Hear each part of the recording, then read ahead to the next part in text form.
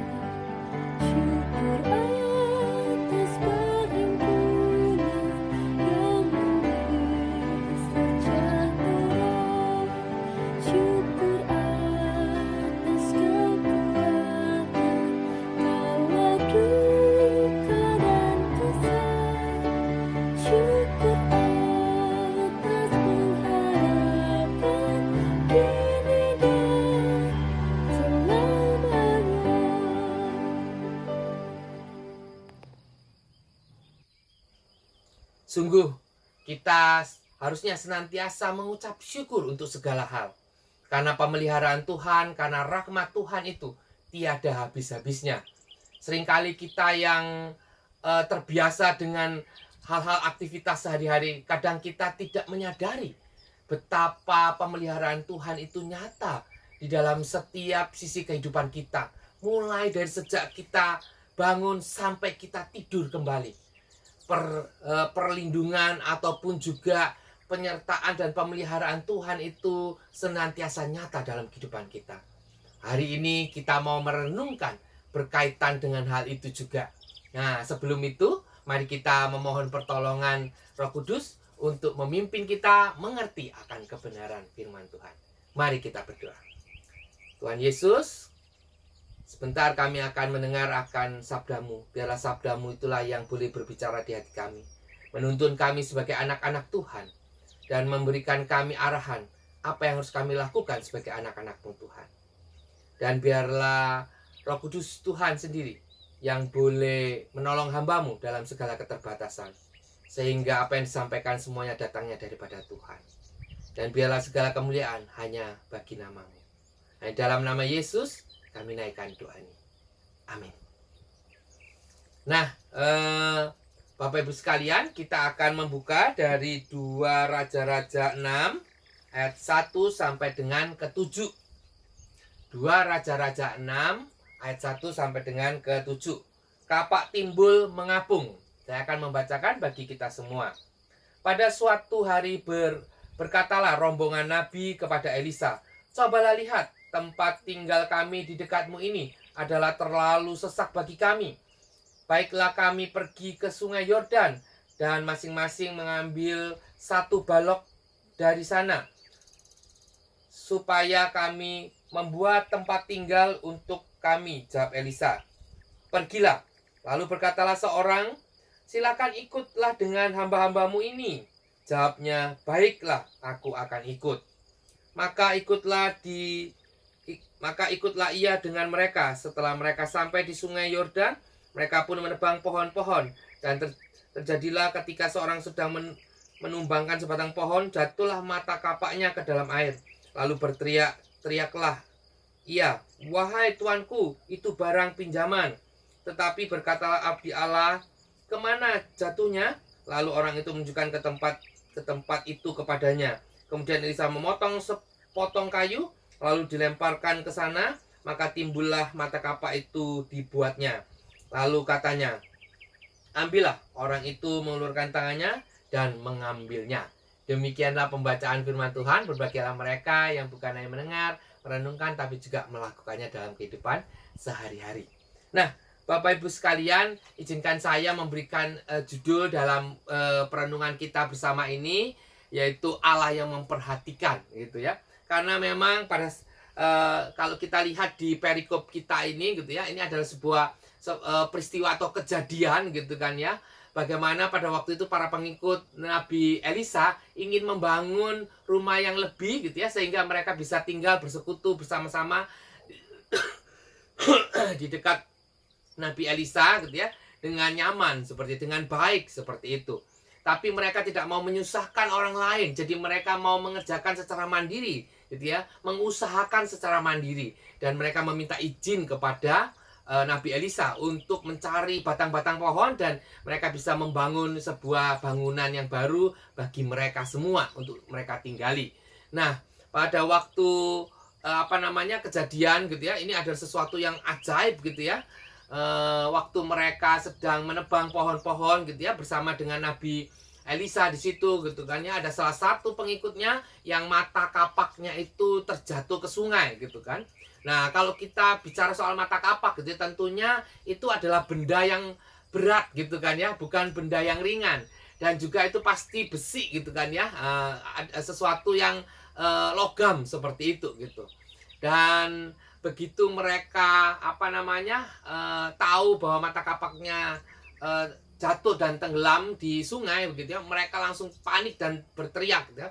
Karena apa? Karena mereka ini adalah orang-orang miskin, gitu ya, yang kapak itu pun sebenarnya bukan milik mereka, gitu. Mereka pinjam, gitu ya. Dan kalau mereka pinjam, kalau sampai itu hilang, maka harusnya mereka mengganti, gitu kan. Makanya mereka langsung melapor kepada Nabi Elisa. Karena tidak murah, bukan barang yang murah, gitu ya, kapak itu di saat itu. Nah, sehingga Nabi Elisa pun bertanya, gitu ya, di mana jatuhnya. Dan kemudian dia memotong sebuah kayu dan dilemparkan, gitu ya. Dan satu keajaiban muncul, yaitu mata kapak itu jadi timbul, gitu kan, sehingga bisa dilihat dan kemudian diambil, gitu kan. Secara logika itu kapak besi, gitu kan ya, logam berat, gitu kan. Itu kalau tenggelam ya tenggelam aja, begitu kan, seperti itu. Dan mencarinya pasti sulit, gitu ya, kalau sudah ada di dasar seperti itu. Tidak akan mudah untuk mendapatkan mata kapak yang tenggelam di situ. Tapi satu hal keajaiban itu muncul, gitu kan.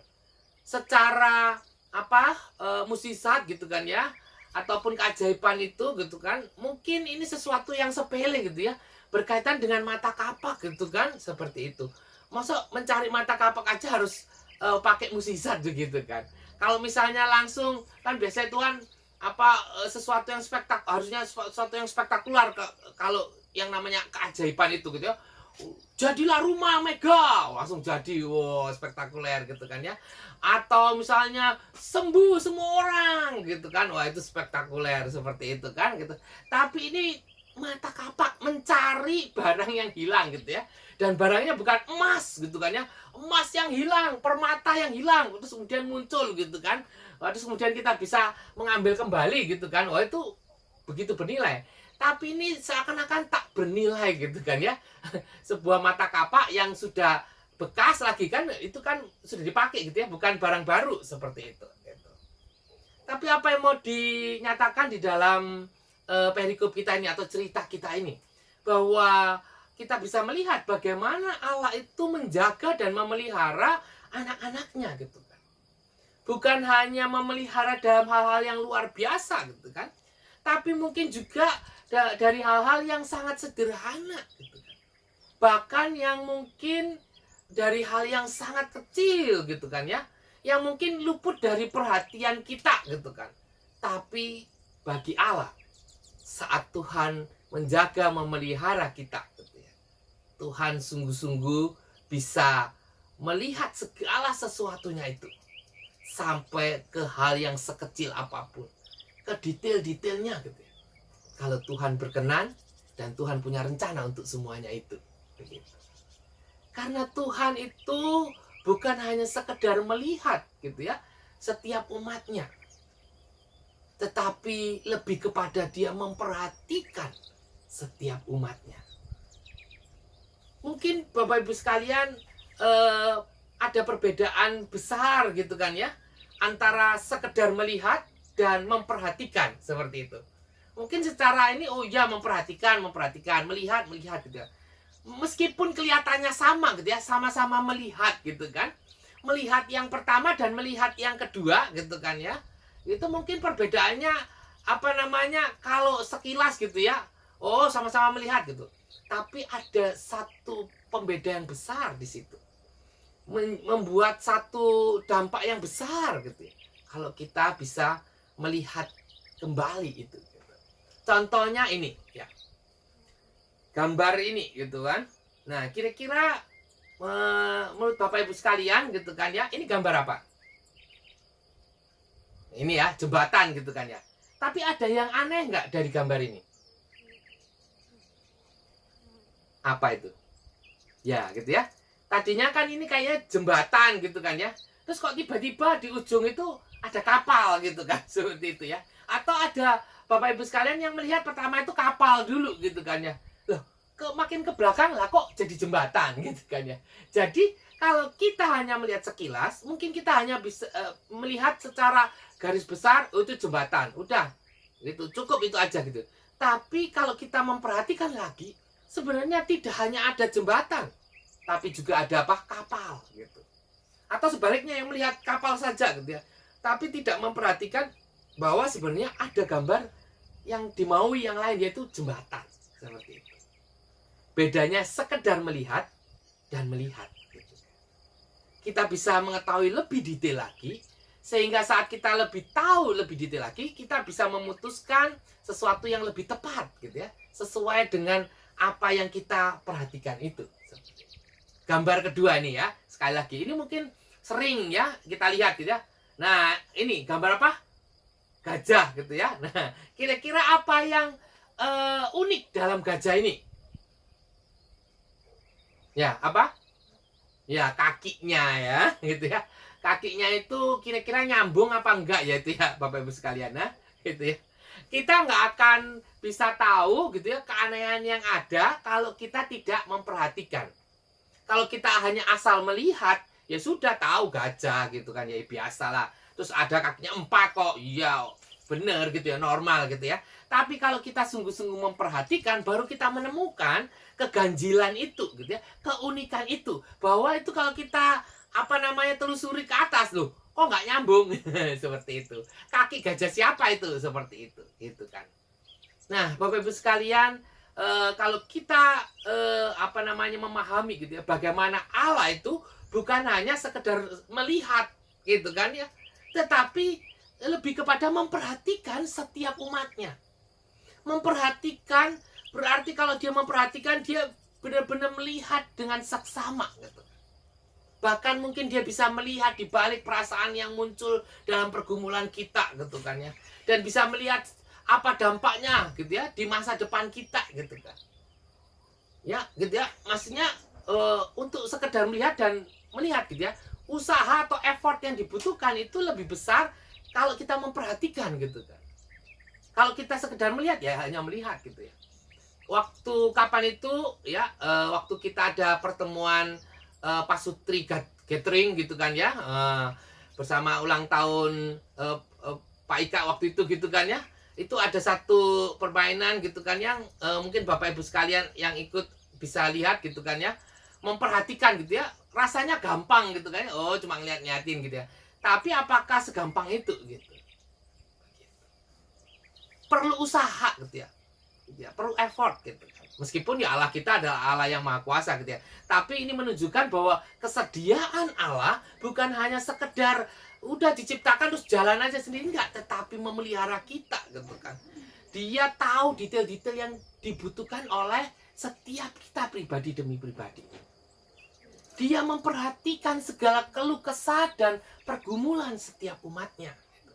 Kalau misalnya itu yang terjadi, Bapak Ibu sekalian, apakah kita masih perlu khawatir gitu kan ya, akan apa yang terjadi nantinya?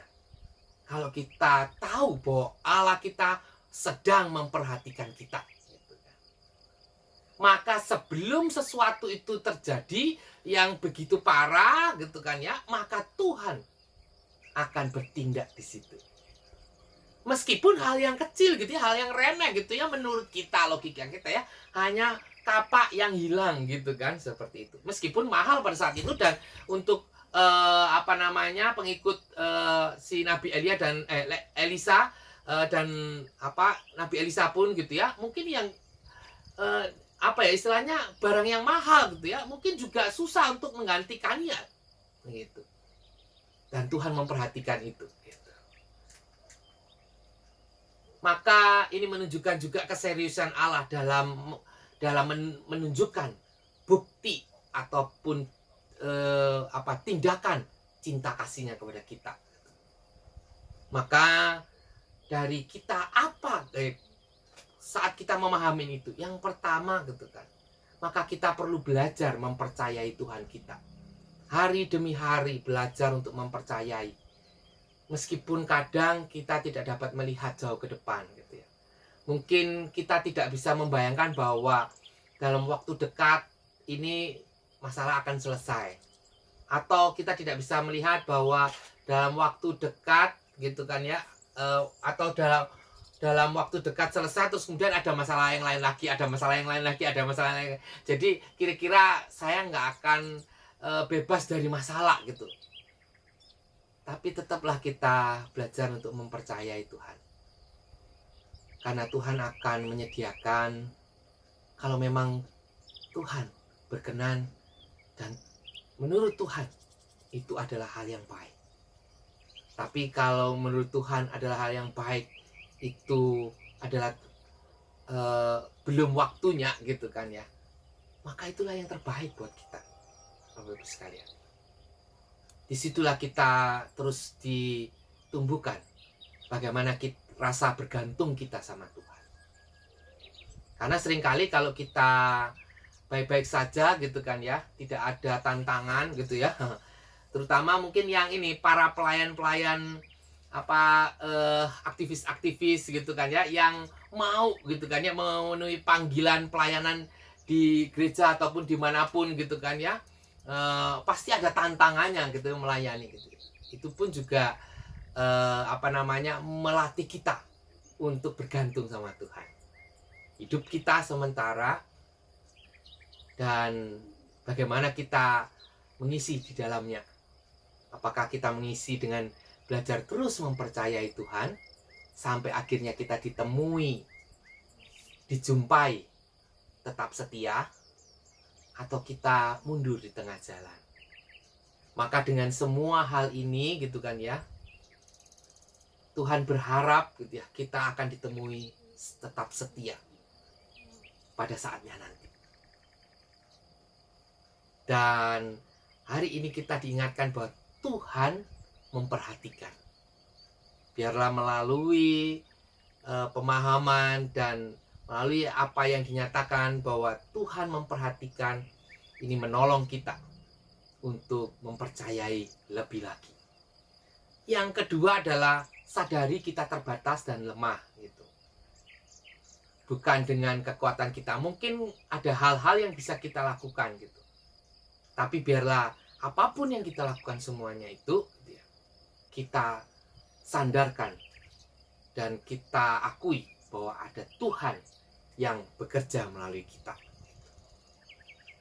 Yang ketiga, terus melakukan bagian kita gitu ya, dengan setia. Tadi itu ya, sampai disumpahi dengan didapati tetap setia. Dan yang keempat, yang terakhir, terus mencari keberkenanan dalam hidup gitu ya. Bahwa sebenarnya kita nggak layak gitu ya.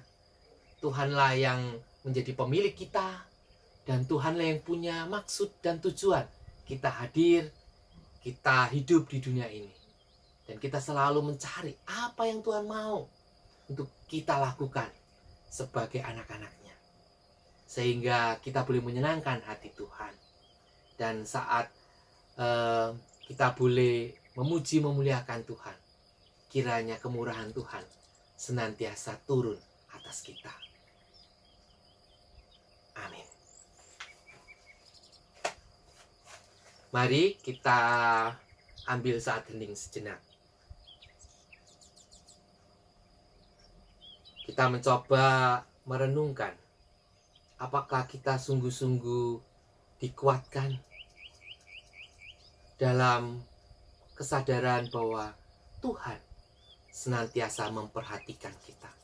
Bukan hanya melihat, tapi sungguh memperhatikan hal-hal yang kecil, hal-hal yang mungkin bagi orang-orang kelihatan remeh, tapi bagi Tuhan tidak ada yang remeh kalau berkaitan dengan setiap anak-anaknya. Mari kita belajar mempercayakan diri kepada Tuhan. Sekalipun aku dalam lembah gelap, ku tak takut sebab Kau besertaku. Sekalipun badai topan datang menerpa, ku tak gentar sebab Kau di sisiku. Aku percaya berkat-Mu atasku melimpah, kebajikan, kemurahan selalu mengikutiku. Ku puji, ku sembah Kau Tuhan.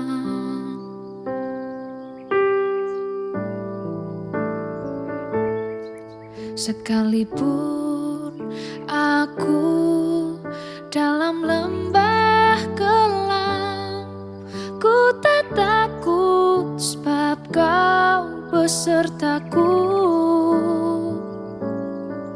Sekalipun badai topan datang menerpa, ku tak gentar sebab Kau di sisiku.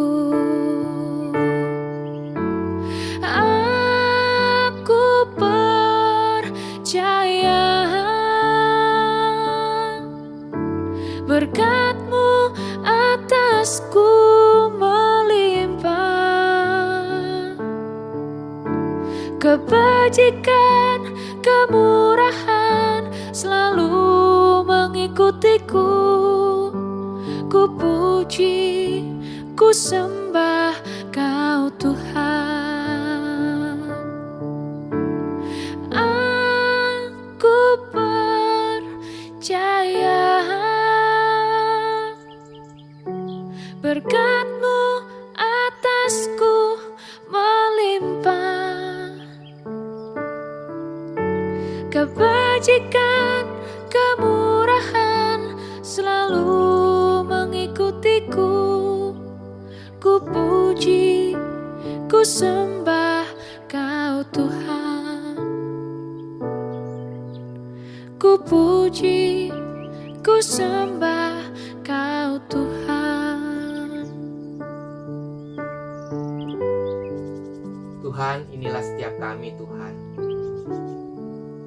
Ajar kami dalam segala situasi tetap boleh mempercayai Tuhan, bahwa Tuhan akan mencukupkan segala sesuatunya.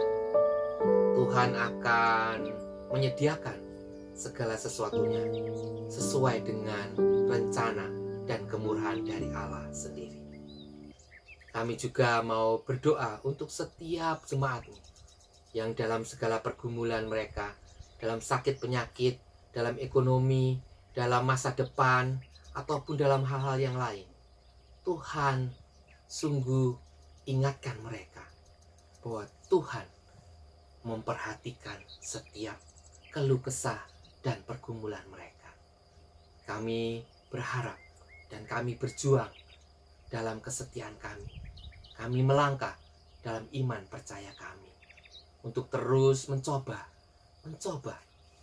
berbagai hal untuk menjalani kehidupan kami yang berkenan dalam pandangan-Mu Tuhan. Tuhan, kami juga berdoa untuk persekutuan doa pagi, biarlah Tuhan sendiri yang melalui persekutuan doa pagi menguatkan dan terus menumbuhkan iman di hati kami. Tuhan juga pakai juga para komisi-komisi, unit-unit maupun juga para majelis jemaat Tuhan untuk menumbuhkan persekutuan yang hidup di dalam kehidupan spiritualitas kami Tuhan. Sehingga setiap umat-Mu, jemaat-Mu Tuhan, boleh melihat kasih Kristus yang hidup dan persekutuan yang hidup di dalam kehidupan kami Tuhan. Dalam bergereja maupun bersama-sama Tuhan sebagai umat orang percaya. Tuhan, kami juga berdoa untuk majelis jemaat, biarlah hikmat-Mu Tuhan senantiasa menyertai mereka Tuhan.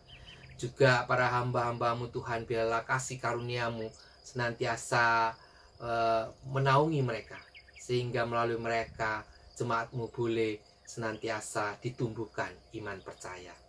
Tuhan, kami juga berdoa untuk bangsa dan negara kami dalam segala upaya mereka Tuhan untuk menjadikan pandemi ini jadi endemik Tuhan. Tuhan tolong, Tuhan sendiri juga yang akan menolong dalam segala upaya kembali membangun dengan baik Tuhan bangsa dan negara ini Tuhan. Tuhan, kami juga tak lupa juga berdoa untuk setiap persiapan-persiapan kami menuju onsite 100% Tuhan, baik itu dari setiap komisi-komisi maupun juga di kebaktian umum Tuhan. Biarlah Tuhan sendiri yang turut campur tangan sehingga segala sesuatunya boleh berjalan dengan baik Tuhan dalam ibadah-ibadah onsite-Mu Tuhan. Tuhan, kami juga menyerahkan doa yang jauh daripada sempurna ini Tuhan, hanya di dalam satu nama, Tuhan kami, Yesus Kristus. Amin. Bapa, terima kasih. Bapa, terima kasih. Bapa di dalam surga, ku berterima kasih. Amin. Tuhan memberkati Bapak Ibu sekalian.